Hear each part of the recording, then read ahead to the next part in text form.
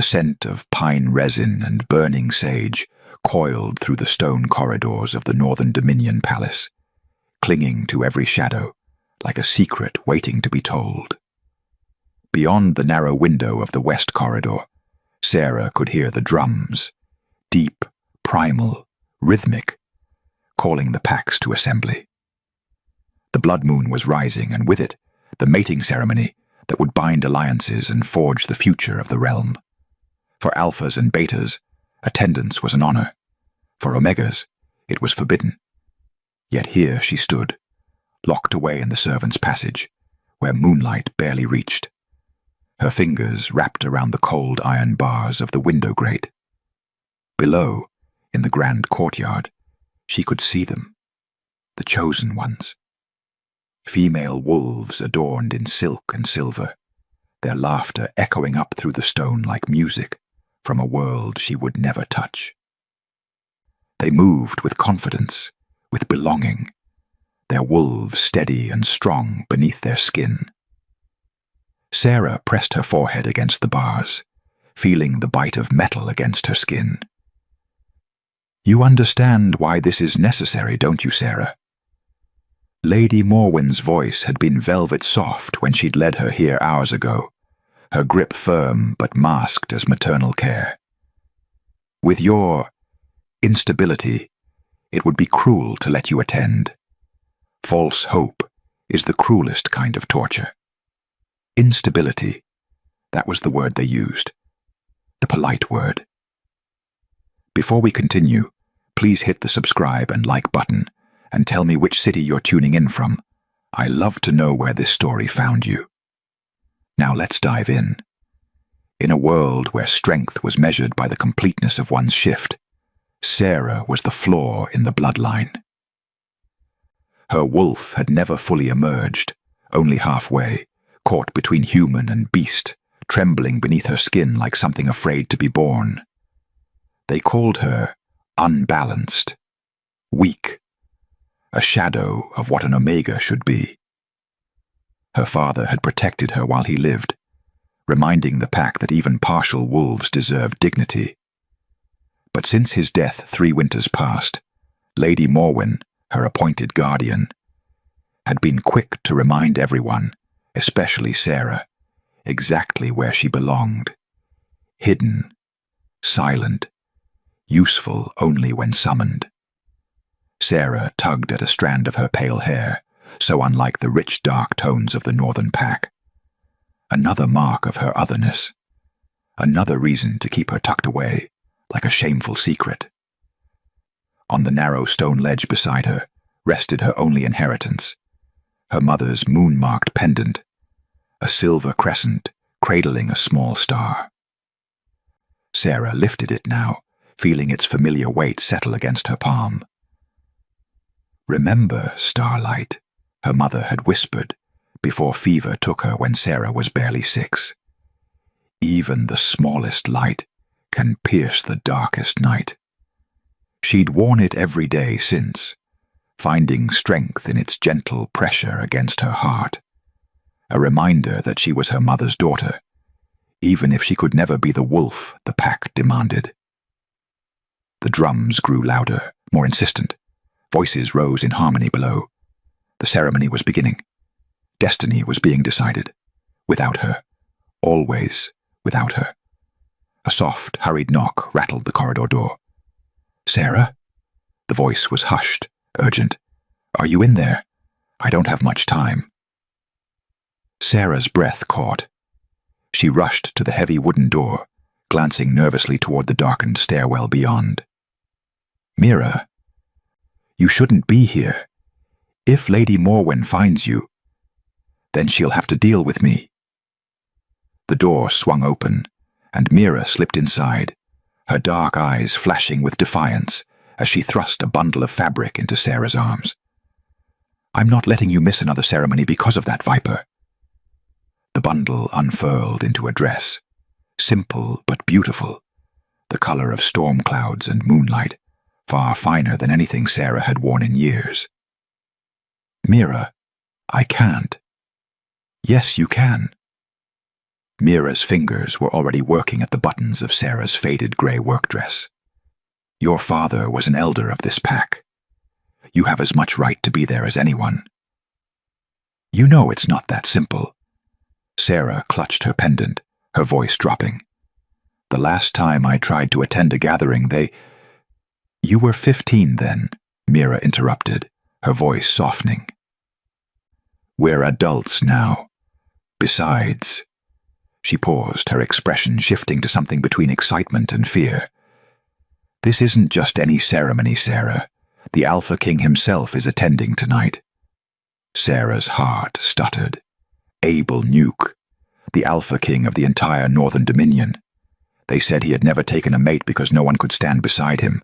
They said he ruled not with cruelty, but with absolute, unyielding control. They said he noticed everything. And tonight, he would be choosing his queen. Sarah's hands trembled as she looked down at the dress, then back at the narrow window, where torchlight was beginning to spill into the passage from the great hall's open doors. Music swelled. Destiny called. And for the first time in her life, Sarah wondered if she dared to answer. The dress fit perfectly, as though Mira had known all along that this night would come.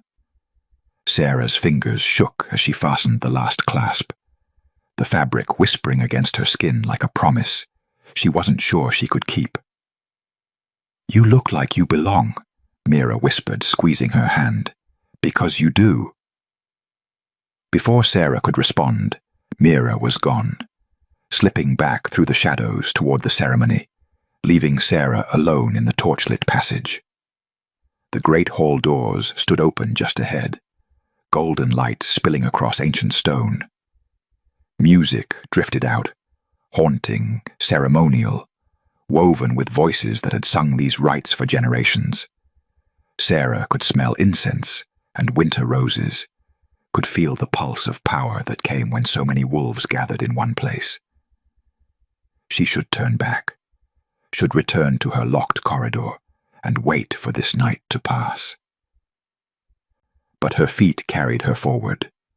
She stopped just outside the doorway, pressing herself against the cold stone column, where shadows still clung. From here, she could see everything without being seen. Or so she thought. The ceremony hall was breathtaking. Hundreds of candles lined the walls, their flames bending toward the center, where a raised dais stood beneath an opening in the ceiling. Through it, the blood moon hung heavy and red, bathing everything in its ancient light. Wolves from every pack in the Dominion stood in precise formation, alphas in black and silver at the front, betas in their formal leathers behind them, and omegas. Omegas were nowhere to be seen, because omegas were never meant to witness this. At the center of it all, standing before the altar with his back to the crowd, was Abel Nuke. Even from this distance, his presence commanded the room. He wore black ceremonial armor that caught the moonlight, a cloak of wolf fur draped across his broad shoulders. His dark hair was pulled back, revealing the sharp lines of his face, severe, controlled, utterly unreadable. The high priestess raised her arms, and the music swelled. Under the blood moon, the Alpha King will choose his queen. Let fate guide his hand. Let the moon bear witness. Sarah's breath caught. This was the moment, the choice that would reshape the Dominion. But instead of stepping forward, instead of approaching the line of noble females who waited with practiced grace and calculated smiles, Abel Nuke went completely still. The music faltered. Silence crashed through the hall like a physical force. And then, slowly, deliberately, the Alpha King turned. His eyes swept the crowd, moving past the assembled alphas, past the council elders in their ceremonial robes, past everything and everyone, until they locked directly on Sarah. The world stopped breathing. "You." His voice cut through the silence like a blade through silk, deep, commanding, absolute. By the door. Sarah's heart slammed against her ribs. She couldn't move, couldn't think, couldn't do anything but stand frozen as every head in the hall turned to follow the Alpha King's gaze. Whispers erupted like fire catching dry grass. An Omega. At the ceremony. Who let her in? The council members exchanged sharp glances, their faces tight with shock and barely concealed outrage. One elder stepped forward, his voice strained with forced diplomacy.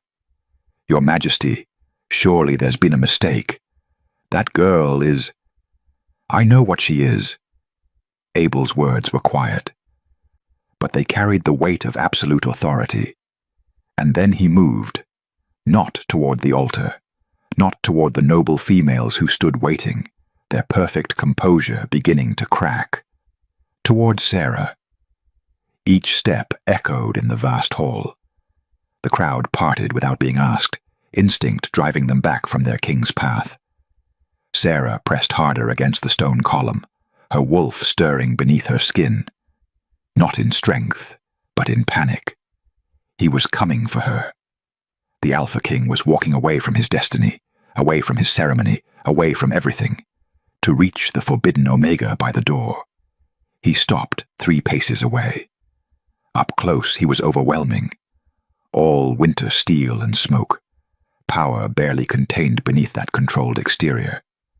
His eyes were gray, the color of storm clouds, and they studied her with an intensity that made her feel simultaneously exposed and seen, truly seen, perhaps for the first time in her life. You're trembling, he said quietly. Not an accusation, an observation. Sarah's voice came out barely above a whisper. I'm not meant to be here, my king. Something shifted in his expression. Not anger, but something she couldn't name. His brow creased slightly, as though her words had confused rather than reassured him. Who forbade you? The question struck her like a physical blow. No one had ever asked her that. They'd simply told her what she couldn't do, where she couldn't go, what she would never be allowed to become. Before she could answer, a sharp voice cut through the moment. Your Majesty.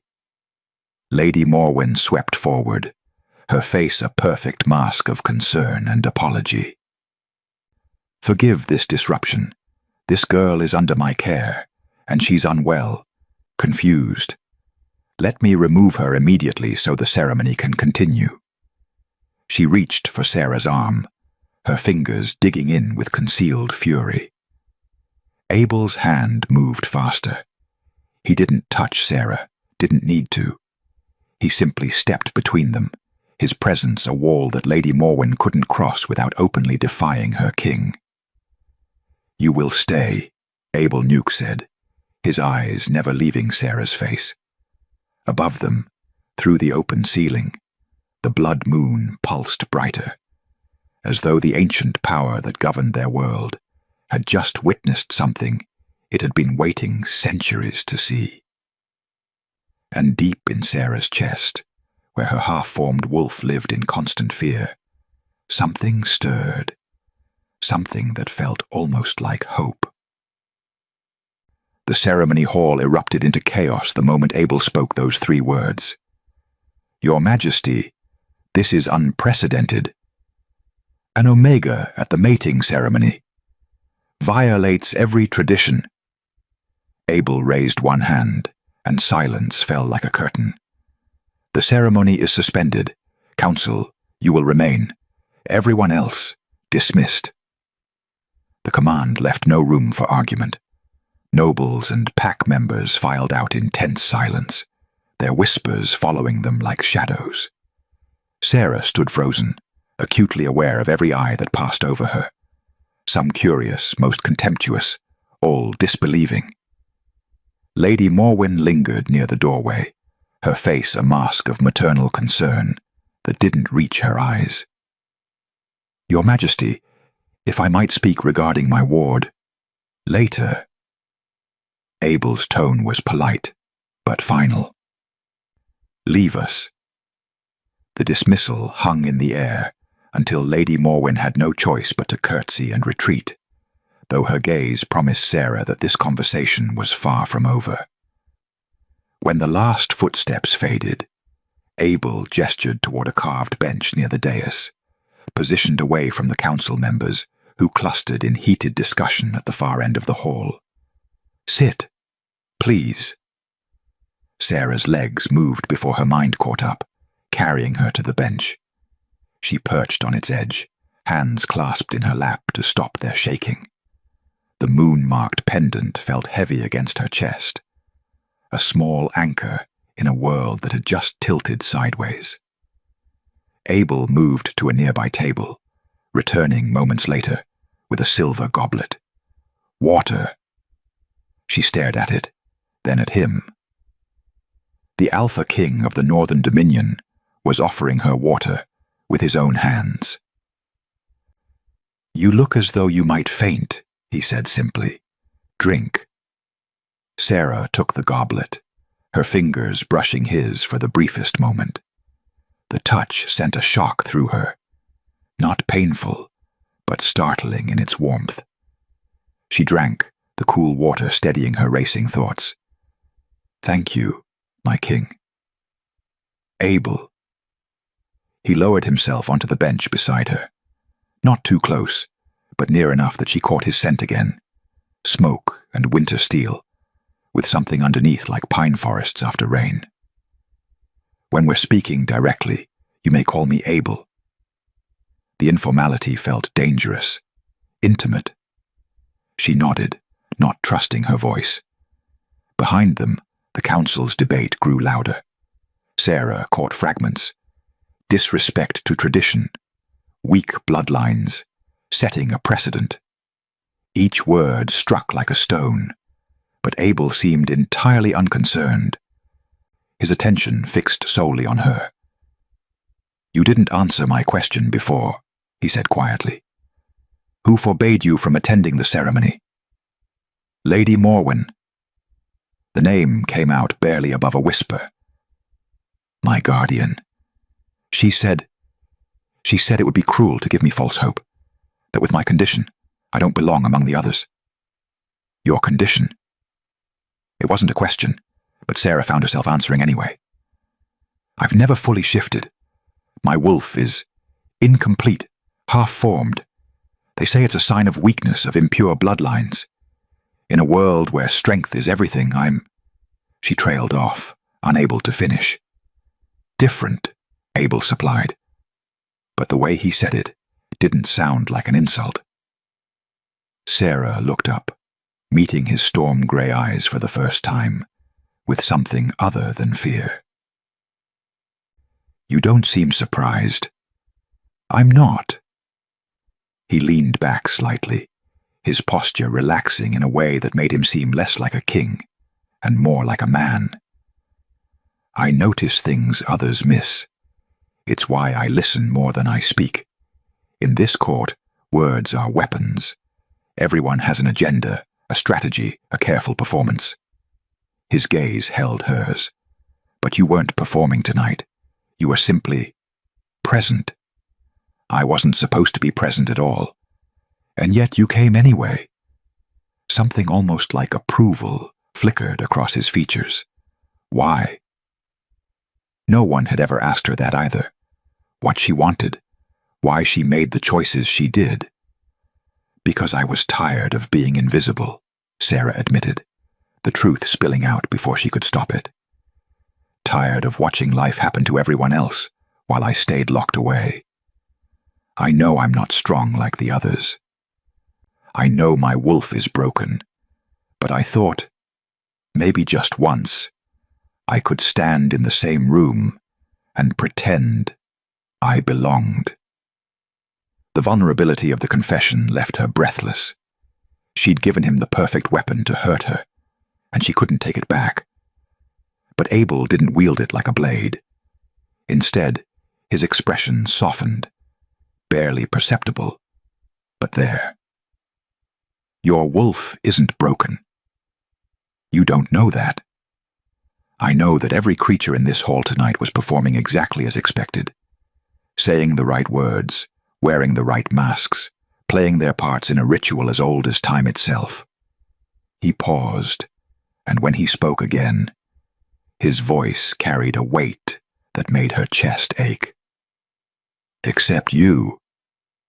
You came here afraid, uncertain, expecting to be rejected, and you came anyway. That's not weakness, Sarah. That's courage. Her name on his lips sent warmth flooding through her.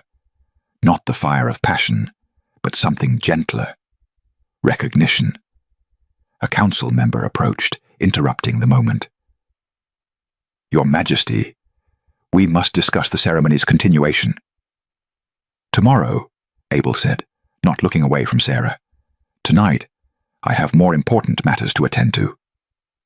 The elder retreated, muttering under his breath. Abel rose, extending his hand to her, not commanding, but offering. Come. The hall is cold, and you're still trembling. Let's speak somewhere more comfortable. Sarah placed her hand in his, feeling the calluses that spoke of a warrior's training, the strength that could crush but instead held her gently. As he helped her to her feet, steadying her when her knees threatened to buckle, he spoke again, soft enough that only she could hear. You are not invisible, Sarah. And for the first time in longer than she could remember, she believed it. Abel led Sarah to a smaller chamber, adjacent to the great hall, a private study warmed by a crackling hearth. Maps lined the walls, and a simple table held remnants of a working meal. This was where the Alpha King planned his strategies, she realized, where he carried the weight of the Dominion alone. Sit, he said, gesturing to a chair near the fire. You're still cold. She was, though she hadn't realized it until now. The warmth of the flames seeped into her bones as Abel moved to pour wine, but a commotion outside the door interrupted him. My king. A guard stumbled into the room, clutching his arm. Blood seeped between his fingers, and his face was pale with pain. Forgive the intrusion. Patrol skirmish at the eastern border. The healer is attending to others. I only need... Let me see. Sarah was on her feet before she'd made the conscious decision to move. The guard's eyes widened, but she was already guiding him to the chair she'd just vacated, her hands steady despite everything that had happened tonight. Abel watched in silence as she examined the wound. A deep gash, but clean. It needs binding, she said softly. Do you have supplies? Abel produced a healing kit from a cabinet without question. Sarah worked quickly, her movements efficient and gentle. The guard's breathing steadied as she cleaned and wrapped the wound, her touch somehow easing pain that should have made him flinch. How did you... the guard began, but Sarah shook her head. Just pressure in the right places. You'll need proper healing in the morning, but this will hold. She stepped back, and the guard bowed deeply to both of them before departing. Sarah turned to find Abel studying her with an expression she couldn't read. You didn't hesitate, he observed. He was hurt. She said it as though it were the simplest thing in the world. Should I have? Instead of answering, Abel poured 2 goblets of wine and handed her one. When did you learn healing? I didn't, really. Not formally. Sarah cradled the goblet, staring into the deep red liquid. But when you're considered useless for anything else, you find ways to be helpful. Animals calm when I'm near them. Small wounds close faster under my care. I thought it was just attentiveness. It's more than that. Abel settled into the chair across from her, firelight casting shadows across his face. for the first time. He looked tired, not physically, but soul deep. I've ruled this dominion for 8 years. In that time, I've learned that power commands obedience, but it doesn't inspire trust. People fear me because I've made them fear me. It's effective. It's also, he paused, searching for the word, lonely. The confession hung between them, vulnerable in a way Sarah suspected the Alpha King rarely allowed himself to be. Fear keeps them in line, she said quietly, but it also keeps them at a distance. You can't rule through fear and expect to be loved. I never expected to be loved. His gray eyes met hers. I expected to be respected, obeyed. That should have been enough. But it isn't. No. The admission seemed to cost him something. It isn't. Sarah set down her goblet, her hands folded in her lap. I've spent my whole life being dismissed, overlooked, locked away. I could resent every person who ever made me feel small, every rule that said I wasn't enough. But what would that change? Resentment is just another kind of prison. Abel leaned forward, elbows on his knees, his full attention on her. You're not what I expected. What did you expect? I don't know, but not this. His voice dropped lower. Not someone who makes the air itself feel different when she enters a room. Sarah's breath caught. I'm not. You don't feel it? Abel's gaze intensified. The way the atmosphere shifted when you stood at that doorway tonight. The way even the moon seemed to respond when I chose you to stay. She wanted to deny it, but something in her chest stirred. That same half-formed wolf that lived in constant fear. Now pressing against her ribs with something that felt almost like recognition. I'm just an Omega, she whispered. Perhaps. Abel reached out slowly, giving her time to pull away, and touched the moon-marked pendant at her throat. Or perhaps you're something no one has bothered to look closely enough to see. The touch sent warmth radiating from the pendant through her entire body. For just a moment, the room seemed brighter, the fire dancing higher, the very air humming with energy that hadn't been there before. Abel pulled back, his expression shifting from curiosity to something darker. Concern. Does that happen often, when someone touches your pendant? No one ever has, except my mother, before she died. Before Abel could respond, a shadow shifted beyond the doorway. Sarah caught a glimpse of pale fabric, of a familiar figure watching from the darkened corridor. Lady Morwen. Her guardian stepped into the firelight, just enough for Sarah to see her face, and the cold calculation in her eyes was more frightening than any anger. How touching, Lady Morwen said, her voice carrying despite the whisper. The broken little Omega playing healer and confidant to the king himself.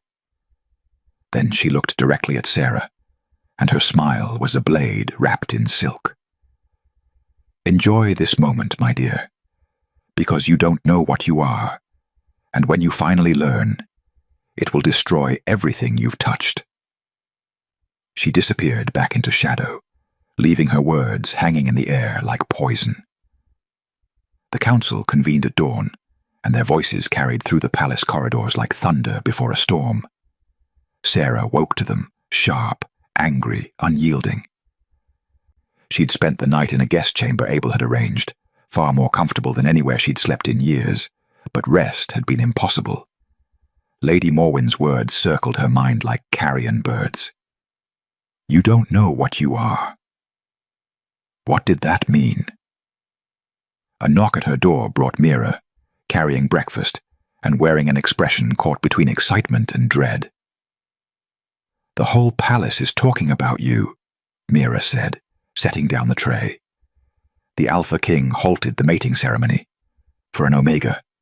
Sarah, do you understand what you've done? I didn't do anything. I just stood there.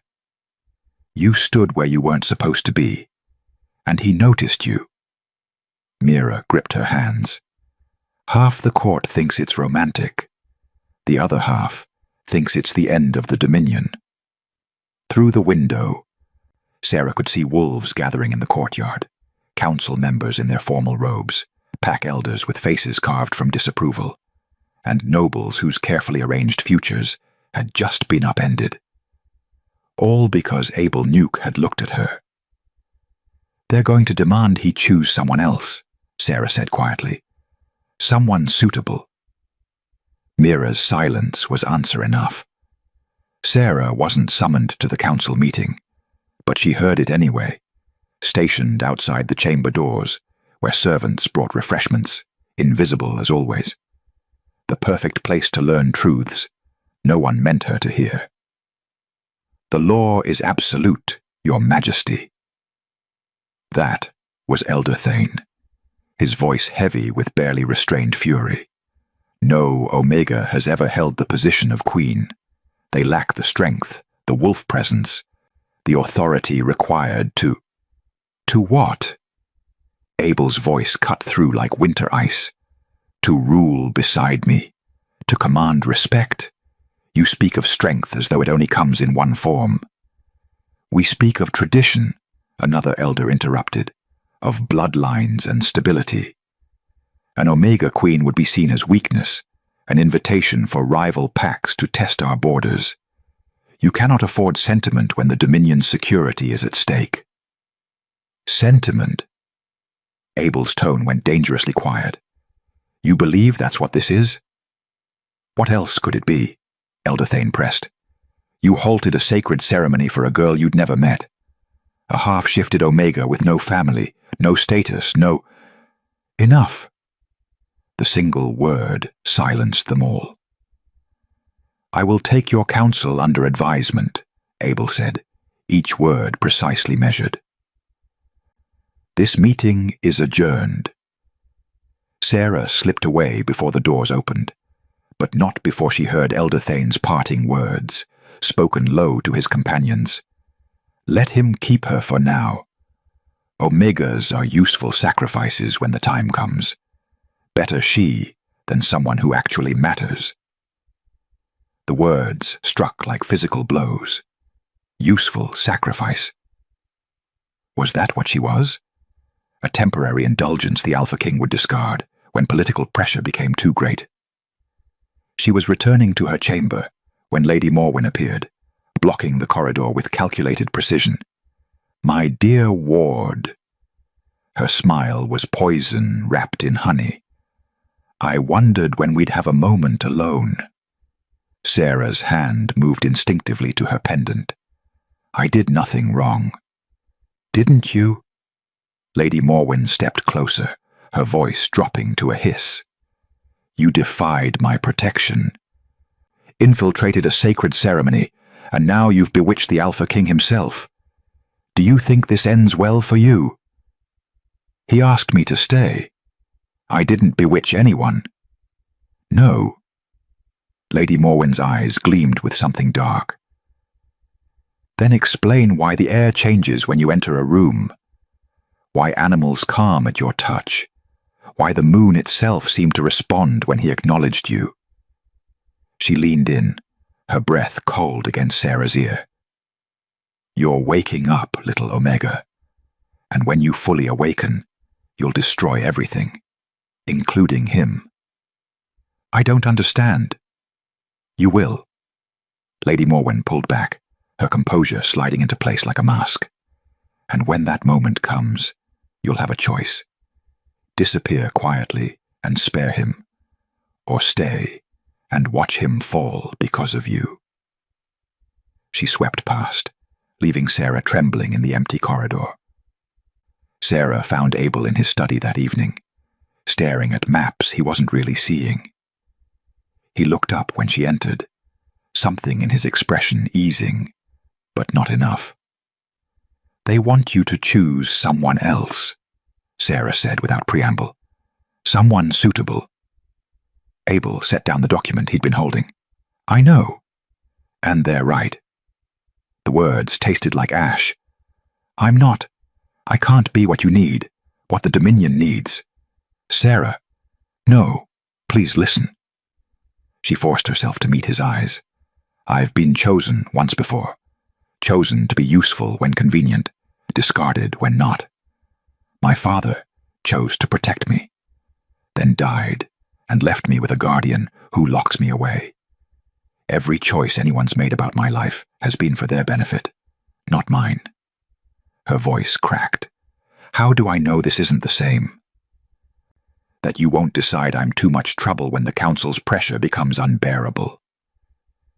Abel crossed the distance between them in 3 strides.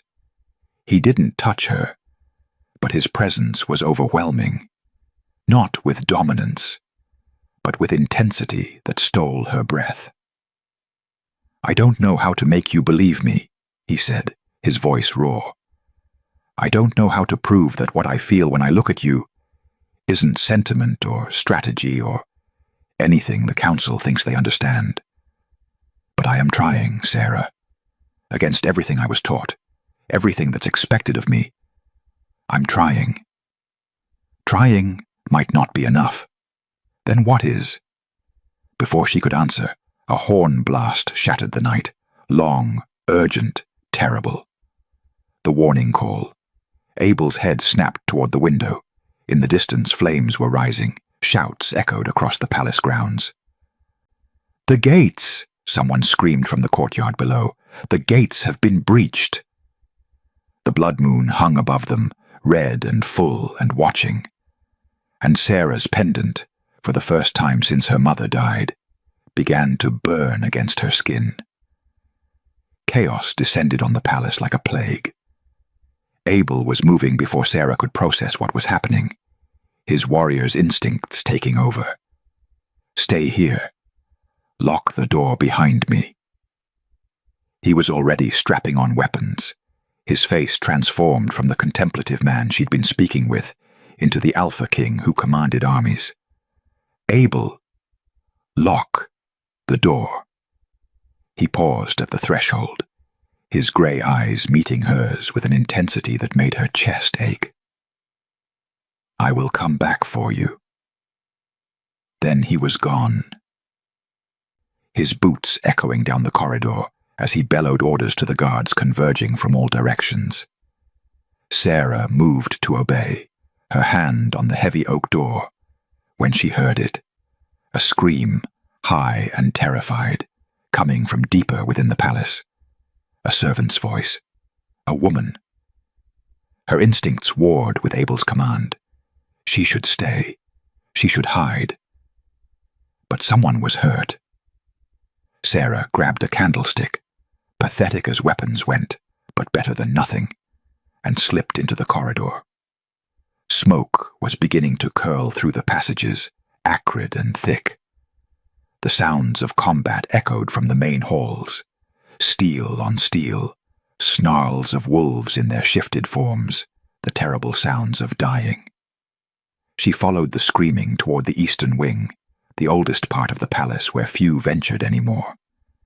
The air grew colder here, the shadows deeper. The blood moon's light filtered through narrow windows, painting everything in shades of crimson. Please, someone help! The scream cut off abruptly. Sarah's heart hammered as she rounded the corner and stopped dead. Lady Morwen stood in the center of the corridor, perfectly composed despite the chaos consuming the rest of the palace. Her dress was immaculate, not a hair out of place. And at her feet lay the servant who'd been screaming, unconscious but breathing. Sarah. Lady Morwen's smile was gentle, almost maternal. I was hoping you'd come. Every instinct screamed at Sarah to run. What have you done? What needed to be done? Lady Morwen gestured and figures emerged from the shadows, wolves in partial shift, their eyes gleaming with predatory intent. Not palace guards, rogues. The Alpha King has become distracted, weakened by sentiment. The Dominion requires stronger leadership. Leadership that understands what you truly are and how to use it. Sarah backed away, but there were figures behind her now too. She was surrounded. I don't understand. You're behind the attack. I'm behind the solution. Lady Morwen stepped closer, her voice taking on the tone of someone explaining something simple to a child. For years, I've waited, watched, ensured you remained dormant, unaware, locked away where your power couldn't accidentally manifest.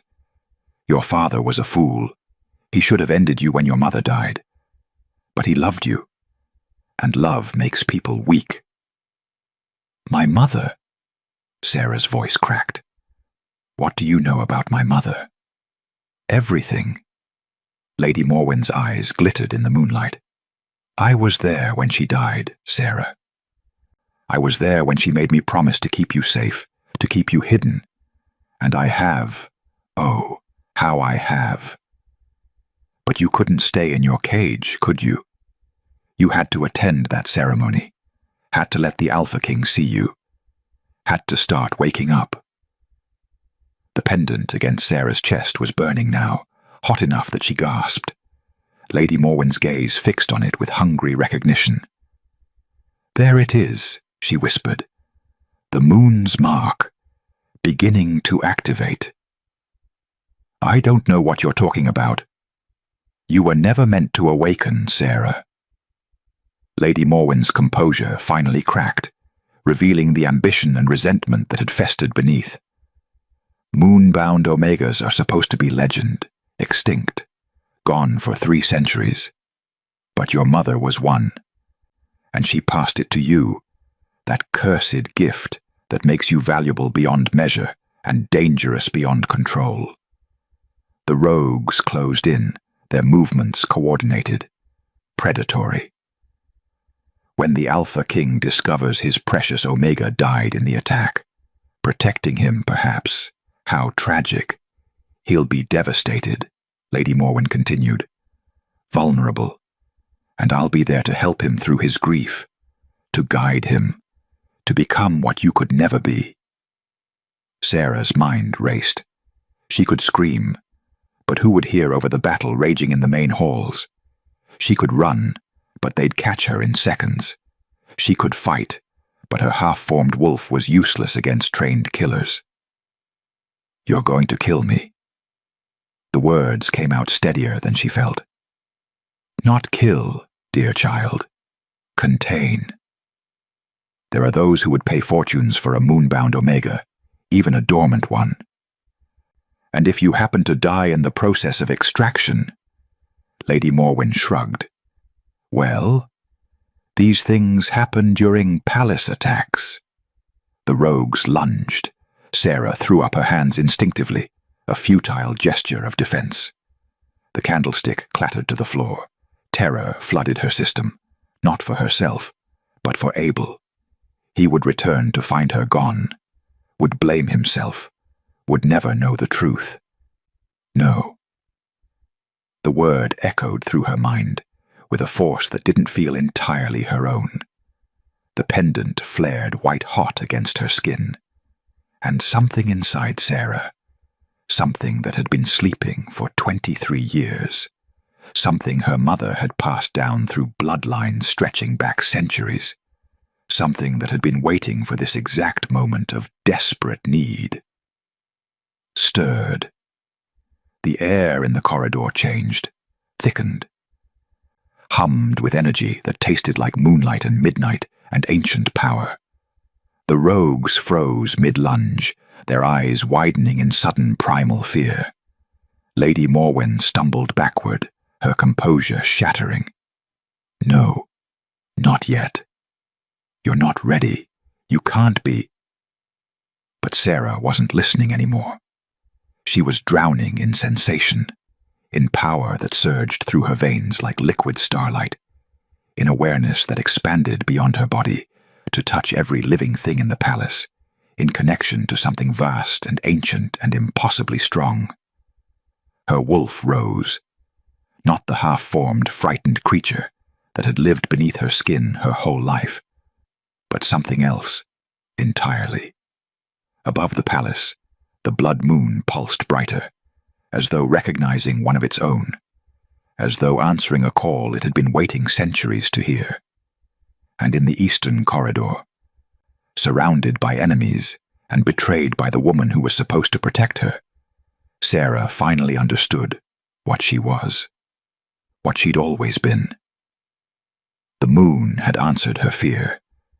Now it waited to see what she would do with its gift. The power didn't explode from Sarah, it bloomed. Like moonlight breaking through storm clouds, like the first breath of spring after endless winter, it unfurled through the eastern corridor with a presence that was overwhelming, not in its violence, but in its completeness. Sarah's wolf rose, not with claws and fangs, not with the savage physicality she'd seen in other shifters. This was something else, entirely. Something the world had forgotten how to recognize. The air itself responded.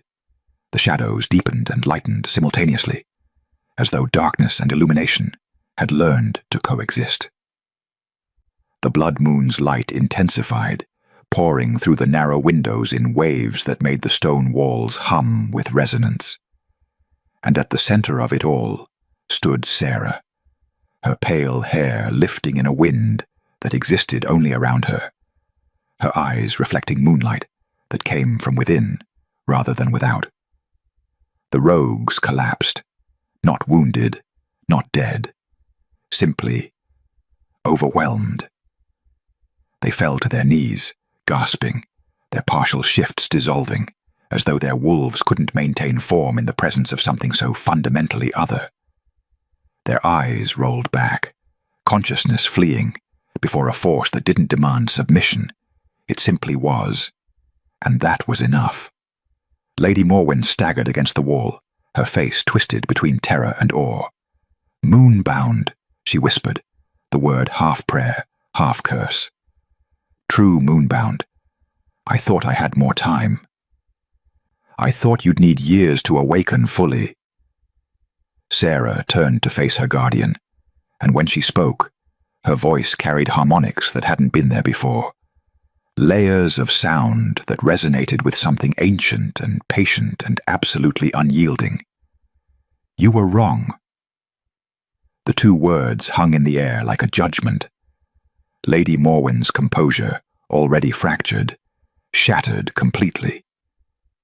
She dropped to her knees, not in reverence, but in instinctive response to a power that operated on levels deeper than conscious thought. "I only wanted.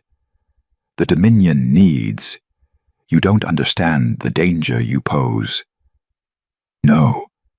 Sarah stepped forward, and the moonlight moved with her, a corona of silver-white energy that made the very air shimmer. "You wanted control. You wanted to use what I am for your own ambition. You locked me away not to protect me, but to keep me dormant, to keep me weak." She stopped directly in front of Lady Morwen, looking down at the woman who had spent years making her feel small, broken, worthless. "You said I didn't know what I was," Sarah continued, her voice steady despite the power coursing through her veins like lightning in her blood. "You were right. But I'm learning." Lady Morwen's eyes widened. "Please. Sarah, I raised you. I kept you safe. You kept me caged." Sarah's hand moved to the moon-marked pendant at her throat, and it blazed with light that made Lady Morwen flinch. "Leave. Take your rogues and leave this palace. If I ever see you in the Dominion again, the moon will not be as merciful as I'm being now." It wasn't a threat. It was a simple statement of fact, delivered with the certainty of someone who finally understood the scope of their own power.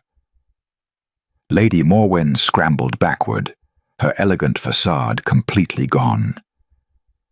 "The Council will never accept. Go." The command resonated through the corridor with physical force. Lady Morwen fled, her rogues dragging themselves to their feet and following, their retreat marked by the sounds of scrambling fear. And then, Sarah was alone. The power didn't leave. It settled, sinking back beneath her skin like the tide retreating from shore. But it didn't disappear. She could feel it now, always there, always accessible. Her wolf, her true wolf, finally complete. Not the frightened, half-formed creature she'd lived with for 23 years, but something balanced, whole. Her legs gave out. Sarah sank to the floor. Trembling not from fear, but from the sheer magnitude of what had just happened. The pendant cooled against her skin, its work done. Around her, the corridor returned to normal. Shadows were just shadows again. Moonlight just light. But she would never be just anything again. She didn't know how long she sat there before she heard the footsteps, running, urgent, accompanied by the metallic scent of battle. Then Abel was there, skidding to a halt in the corridor's entrance, his armor splashed with blood that wasn't his own, his expression wild with barely controlled panic. Sarah.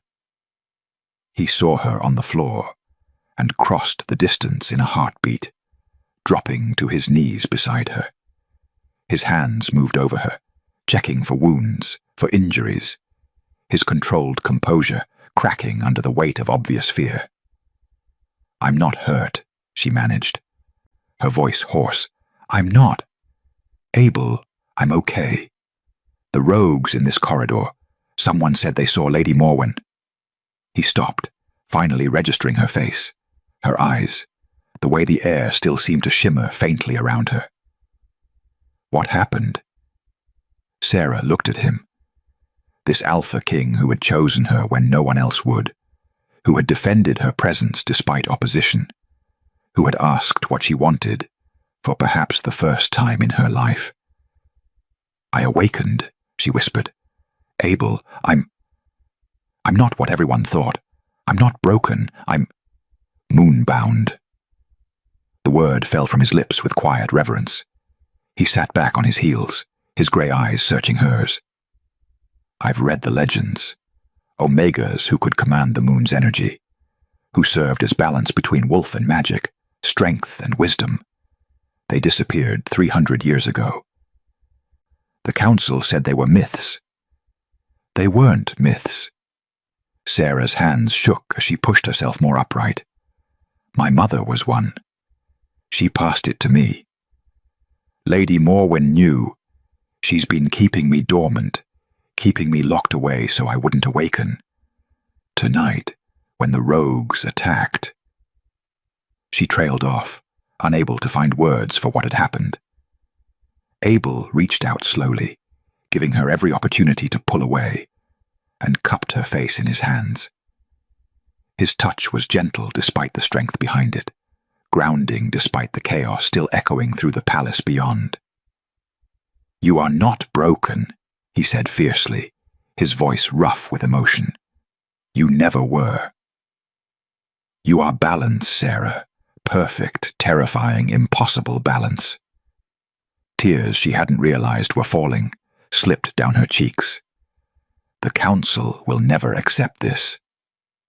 A moonbound Omega as queen. They'll fight it even harder now. Let them." Abel's thumb brushed away her tears. "I chose you before I knew what you were. Finding out you're powerful beyond measure only confirms what I already felt." "Which is?" He smiled, truly smiled, not the controlled expression he showed the court, but something genuine and vulnerable and entirely for her. "That you're the only person in this entire dominion who makes me want to be more than the crown I wear."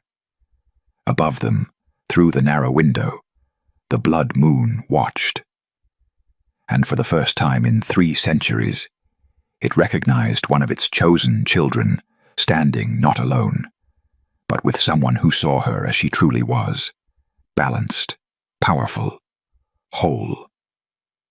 The palace stood in the aftermath of battle as dawn threatened the horizon. Fires had been extinguished, wounded tended, and the rogues who survived were locked in the dungeon awaiting judgment. But the blood moon remained, impossibly, unnaturally, still full and crimson above them, as though refusing to set until something was resolved. Abel summoned the full council at first light. Not a request, a command. They gathered in the great hall, the same space where the mating ceremony had been interrupted 3 nights ago. Council members who'd spent hours debating Sarah's unsuitability now stood in tense silence, their faces marked by exhaustion and barely concealed fear. Word of what had happened in the eastern corridor had spread like wildfire. The broken Omega had awakened. Sarah stood beside Abel at the center of the hall, beneath the opening where moonlight still poured through despite the approaching sun. She wore a simple dress, no coronation robes, no symbols of status, but the moon-marked pendant gleamed at her throat, and the air around her held a quality that made even the most dismissive elders unable to look away. She was changed. Anyone with eyes could see it. Elder Thane stepped forward, his face carefully neutral. "Your Majesty, we are relieved to see you unharmed after last night's treachery. Lady Morwen's betrayal has been unprecedented." "Lady Morwen," Abel said coldly, "orchestrated an attack on this palace, attempted to abduct an Omega under my protection, and revealed herself to be a traitor to the Dominion. She has been exiled beyond our borders. Any who offer her shelter will be considered enemies of the crown." Murmurs of agreement rippled through the assembly, but Sarah could feel their tension. This wasn't why Abel had summoned them, and they knew it. "However," Abel continued, his voice carrying the absolute authority of an Alpha King, "Lady Morwen's crimes are not the primary reason you're here." He turned to Sarah, and the gesture drew every eye in the hall to her. 3 nights ago, I halted the mating ceremony. You called it sentiment, weakness, a dangerous break from tradition. Abel's gaze swept the council. You demanded I choose a suitable queen, someone strong, someone with proper lineage, someone who would reinforce the Dominion's power through traditional means. Elder Thane shifted uncomfortably. Your Majesty, in light of recent events. In light of recent events, Abel interrupted, you now know what she is. Moonbound, the first in 300 years. A power the Dominion hasn't seen since the Age of Legends. He paused, letting the weight of that settle. And still, some of you would have me set her aside because she's an Omega, because she doesn't fit your narrow definition of strength. Silence fell, thick and heavy. Abel took Sarah's hand, the gesture simple but profound. His fingers intertwined with hers, warm and steady. I don't choose Sarah because of what she is, he said, his voice softening but losing none of its conviction. I choose her because of who she is. Because she has more courage in her smallest gesture than most warriors show in a lifetime. Because she sees the world not as something to dominate, but as something to heal. Because when I'm with her, I remember that strength isn't only about control. It's about trust. He turned to face her fully, still holding her hand, the blood moon's light falling across both of them like a blessing. Sarah, Abel said, and the formal distance dropped from his voice, leaving only the man beneath the crown. I'm asking, not commanding. I'm choosing, not claiming. Will you stand beside me? Not as someone elevated to my status, but as my equal, my balance, my mate. Sarah's breath caught. The council faded into background noise. The palace, the politics, the expectations, all of it fell away until there was only this moment. Only his grey eyes searching hers, vulnerable and honest and completely open. Yes, she whispered. Then, stronger. Yes. The word had barely left her lips when the blood moon pulsed. Light flooded the hall, not harsh, but encompassing. Silver-white energy that wove between Sarah and Abel like visible threads, connecting them in ways that went deeper than physical touch. The mating bond, forming not through dominance or submission, but through mutual choice, through consent freely given. Sarah gasped as she felt it, felt him. His strength, yes, but also his loneliness. His determination shadowed by doubt. His fierce protectiveness wrapped around a core of surprising gentleness. Everything he was flowed into her awareness, and she knew without question that he felt her in return. Her kindness, her resilience, her power that she was only beginning to understand. They were separate beings still, but connected now in ways that couldn't be severed by law or tradition or opposition. The bond settled, the light fading to a gentle glow that lingered around their joined hands. Elder Thane's voice broke the stunned silence. The moon has accepted. The moon has agreed, another elder whispered, or replacing skepticism. Because it had. For the first time in living memory, the blood moon had borne witness to a mating and responded with visible confirmation. The legend said it had been common once, when moon-bound omegas walked the realm, when balance was honored rather than feared. Abel lifted Sarah's hand to his lips, pressing a kiss to her knuckles that was both courtly and intimate. Then it's decided.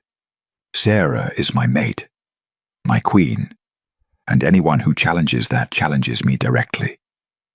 The threat hung in the air, but it was almost unnecessary.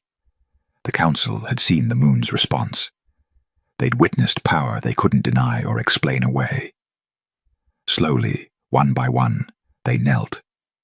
Not in fear, not even entirely in acceptance, but in recognition that something had fundamentally shifted in the Dominion, that the old ways had met something ancient and been found incomplete. Sarah looked down at the assembled council, then up at Abel beside her, the man who had seen her when she was invisible, who had chosen her when she was forbidden, who had offered her not elevation, but partnership. Together, she said softly, meant only for him. His smile was answer enough. Together. Above them, finally satisfied, the blood moon began to set, but its light remained in the mating bond between them, permanent, unbreakable, and freely chosen. For the first time in 300 years, the moon had agreed, and the Dominion would never be the same. Spring came to the Northern Dominion with a softness no one expected. The snows melted earlier than usual, revealing meadows of wildflowers that hadn't bloomed in years. Animals ventured closer to pack settlements, unafraid, and throughout the realm, whispers carried of the moonbound queen who ruled beside the Alpha King, not behind him, not beneath him, but beside him in true partnership. Sarah stood in the same corridor where she'd once been locked away, but the heavy door had been removed months ago. Now it opened freely onto gardens she'd helped design, spaces where omegas could gather without shame, where strength was measured in more than physical dominance, where balance was finally understood as power rather than weakness. Your Majesty, a young omega approached hesitantly, her eyes downcast in habitual deference. Sarah, she corrected gently as she always did. Just Sarah, when we're speaking directly. The girl looked up, surprised and hopeful in equal measure. Sarah, then. The delegation from the Eastern Ridge has arrived. They're asking about the new Omega protections you proposed. Tell them I'll meet them in the council chamber shortly. Sarah smiled. And Lyra? Walk with your head up. You have every right to be here. The girl, Lyra, nodded, her posture straightening slightly as she departed. Small changes, Sarah had learned, but meaningful ones. The Dominion was shifting, not overnight, but steadily.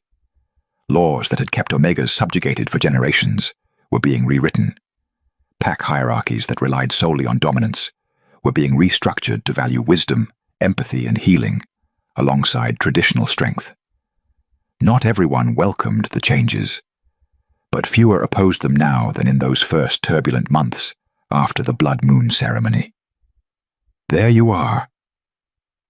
Abel's voice came from behind her, warm and familiar. "I should have known you'd be in the gardens." Sarah turned to find her mate leaning against the doorframe, still wearing his formal council robes, but with an ease that hadn't been there when she'd first met him. The weight he carried was still immense. Ruling always would be, but he no longer carried it alone. "The Eastern Ridge delegation," she asked, "can wait another few minutes." He crossed to her, pulling her into his arms with a familiarity that still made her heart skip.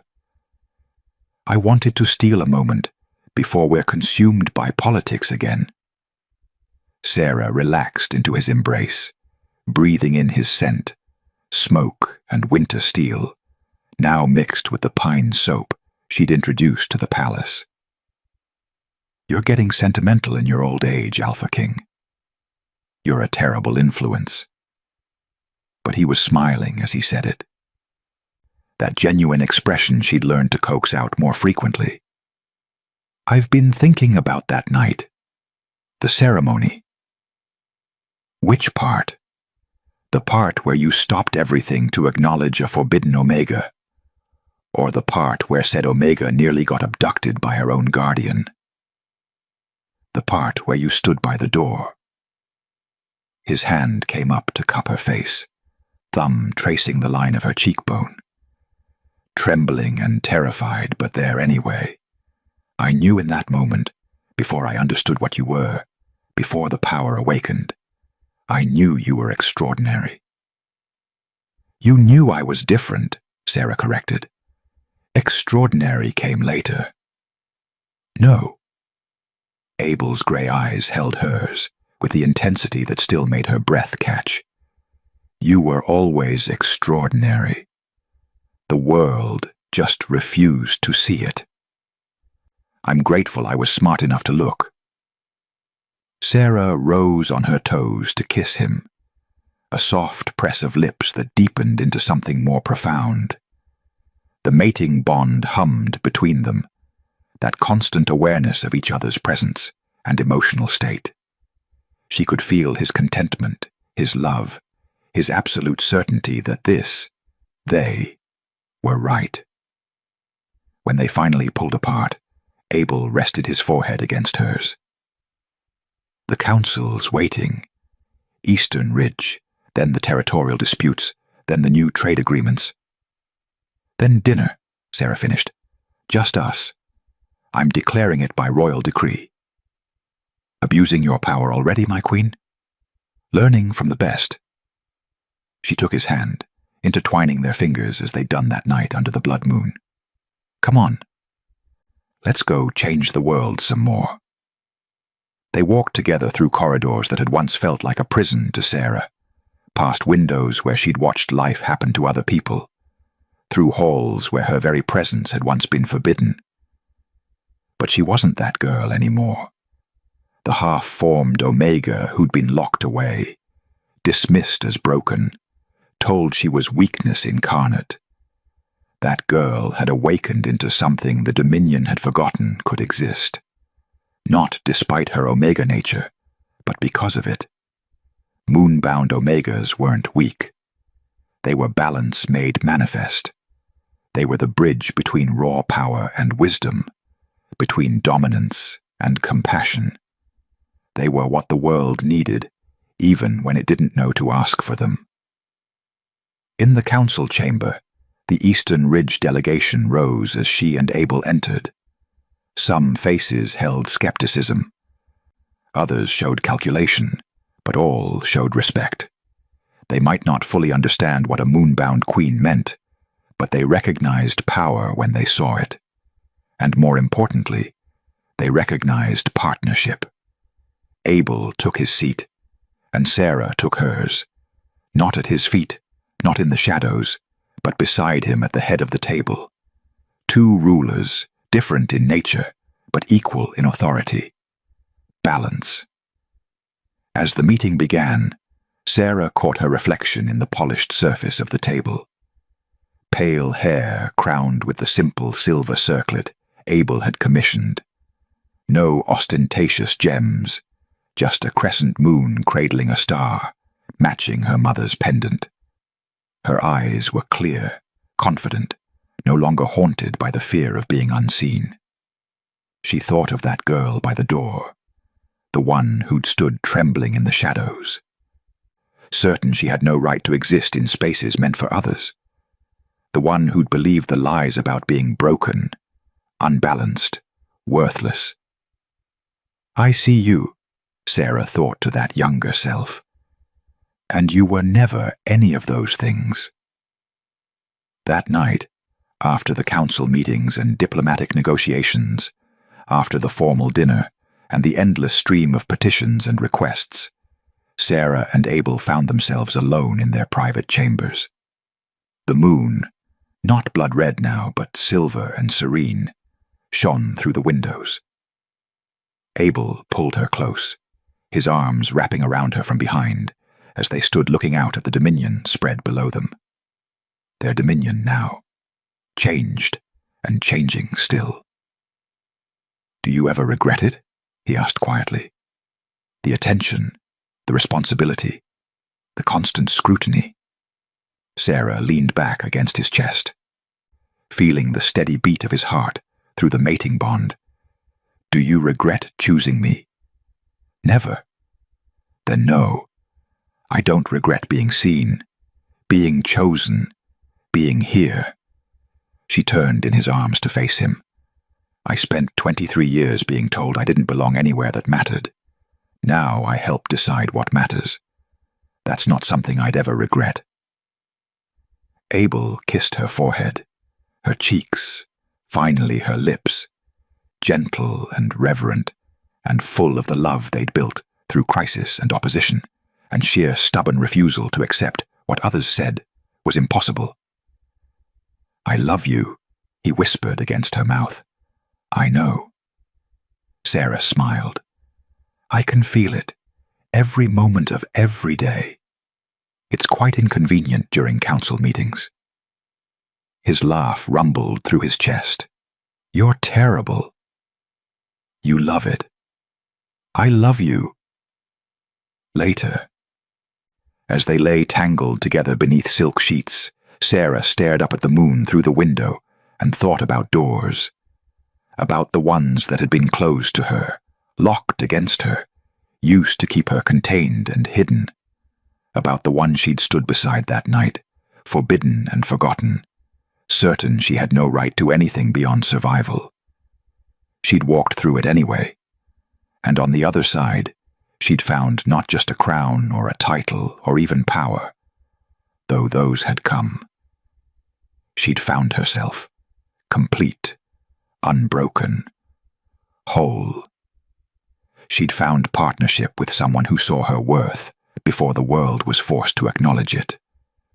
She'd found a place where she belonged, not because she'd earned it through suffering or sacrifice, but simply because she existed. And that was enough. I was forbidden once, Sarah thought as sleep claimed her. Abel's arms secure around her, and the moon watching over them both, but never again. The end. If you enjoyed the story, let me know in the comments. Your voice decides what I write next. Don't forget to subscribe if you want more moonlit love stories like this one.